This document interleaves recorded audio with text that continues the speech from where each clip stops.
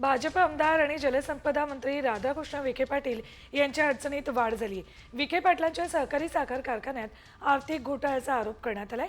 विखेंच्या कारखान्यात 9 कोटींचा अपहार प्रकरणी संचालकांवर गुन्हे दाखल करण्याचे आदेश सुप्रीम कोर्टानं दिले होते. शेतकऱ्यांच्या नावे राष्ट्रीयकृत बँकांकडून कर्ज घेऊन शेतकऱ्यांना वितरित न केल्याचा आरोप या सर्वांवर आहे.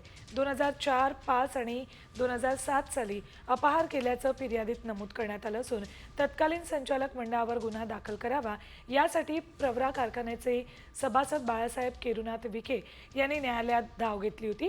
यानंतर राधाकृष्ण विखे पाटील यांच्यासह 54 जणांवर गुन्हे दाखल करण्यात आले आहेत.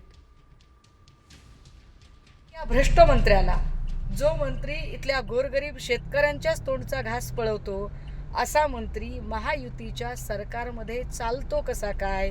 आमची आता मागणी असेल की मुख्यमंत्री देवेंद्र फडणवीस यांनी तात्काळ मंत्री राधाकृष्ण विखे पाटील यांचा राजीनामा घ्यायला हवा.